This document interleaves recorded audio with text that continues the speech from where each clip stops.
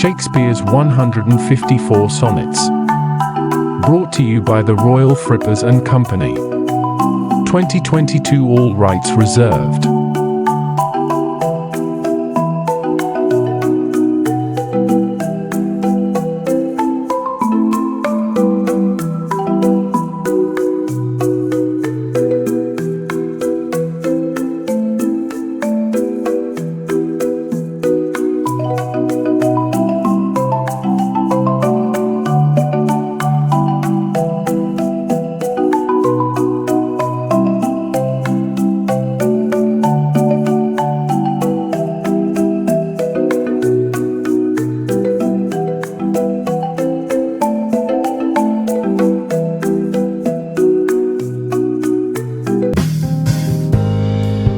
Sonnet 43.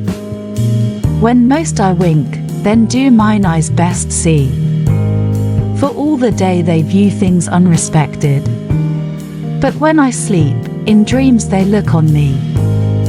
And darkly bright are bright in dark directed. Then thou, whose shadows doth make bright, how would thy shadow's form happy show to the clear day with thy much clearer light, when to unseeing eyes thy shade shines so? How would, I say, mine eyes be blessed made by looking on thee in the living day, when in dead night thy fair imperfect shade through heavy sleep on sightless eyes doth stay. All days are nights to see till I see thee, and nights bright days when dreams do show thee me. Sonnet 44. If the dull substance of my flesh were thought, injurious distance should not stop my way. For then despite of space I would be brought from limits far remote where thou dost stay.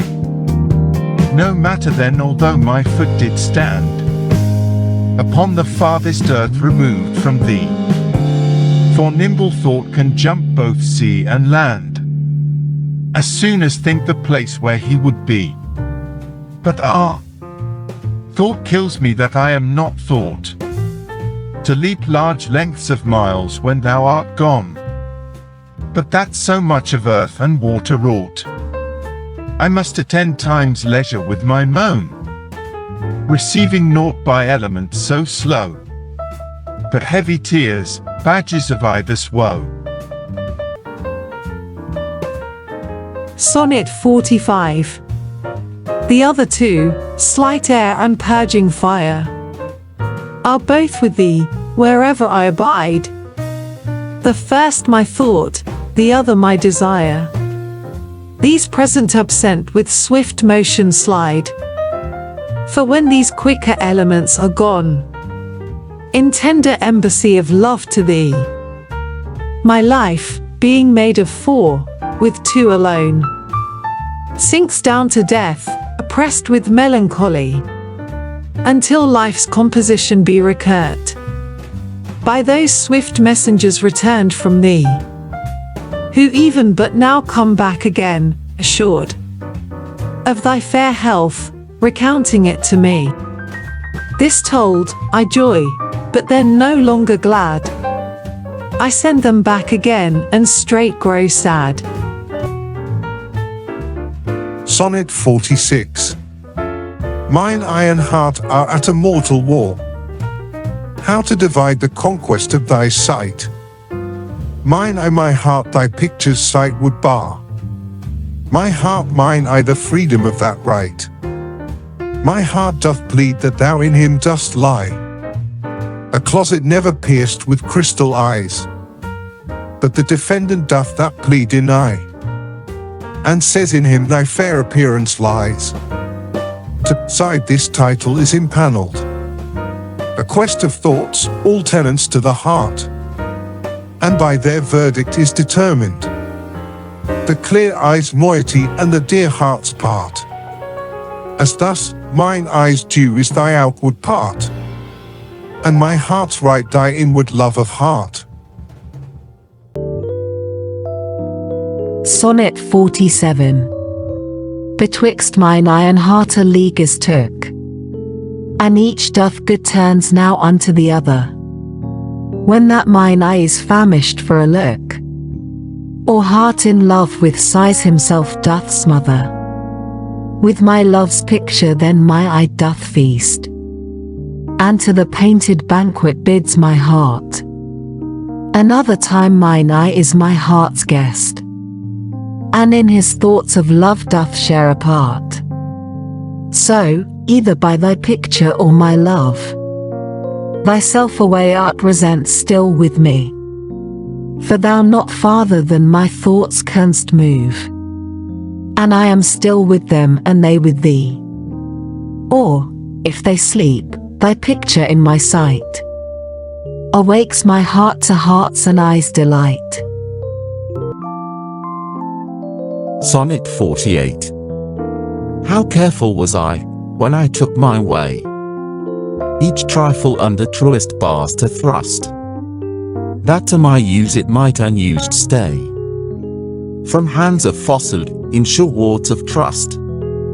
But thou, to whom my jewels trifles are, most worthy of comfort, now my greatest grief, thou, best and dearest and mine only care, art left the prey of every vulgar thief.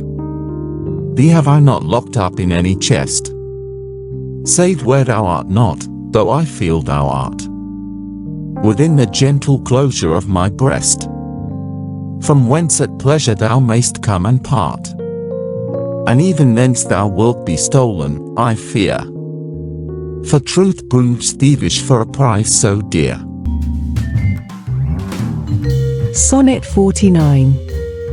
Against that time, if ever that time come, when I shall see thee frown on my defects, when as thy love hath cast his utmost sun, called to that audit by advised respects, against that time when thou shalt strangely pass, and scarcely greet me with that sun thine eye, when love, converted from the thing it was, shall reasons find of settled gravity, against that time do I ensconce me here, within the knowledge of mine own desert, and this my hand against myself upre, to guard the lawful reasons on thy part, to leave poor me thou hast the strength of laws, since why to love I can allege no cause. Sonnet 50. How heavy do I journey on the way, when what I seek, my weary travels end, doth teach that ease and that repose to say, thus far the miles are measured from thy friend. The beast that bears me, tired with my woe, plods dully on, to bear that weight in me, as if by some instinct the wretch did know, his rider loved not speed, being made from thee. The bloody spur cannot provoke him on, that sometimes anger thrusts into his hide, which heavily he answers with a groan, more sharp to me than spurring to his side. For that same groan doth put this in my mind, my grief lies onward and my joy behind. Sonnet 51. Thus can my love excuse the slow offence of my dull bearer when from thee I speed.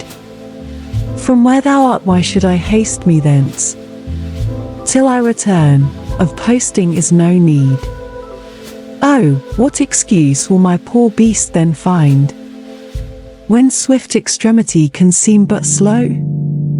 Then should I spur, though mounted on the wind, in winged speed no motion shall I know. Then can no horse with my desire keep pace. Therefore desire of perfect love being made, shall nay no dull flesh in his fiery race.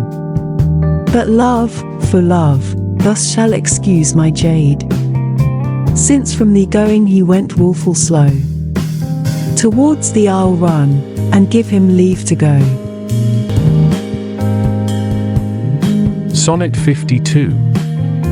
So am I as the rich, whose blessed key can bring him to his sweet uplocked treasure, the which he will not every hour survey, for blunting the fine point of seldom pleasure.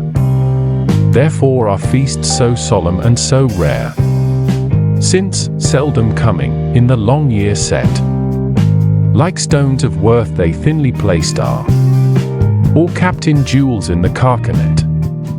So is the time that keeps you as my chest, or as the wardrobe which the robe doth hide, to make some special instant special blessed, by new unfolding his imprisoned pride. Blessed are you, whose worthiness gives scope, being had, to triumph, being lacked, to hope. Sonnet 53. What is your substance, whereof are you made, that millions of strange shadows on you tend? Since every one hath, every one shade, and you, but one, can every shadow lend. Describe Adonis, and the counterfeit is poorly imitated after you. On Helen's cheek all out of beauty set, and you in Grecian tires are painted new. Speak of the spring and forison of the year. The one doth shadow of your beauty show, the other as your bounty doth appear, and you in every blessed shape we know. In all external grace you have some part, but you like none you, for constant heart.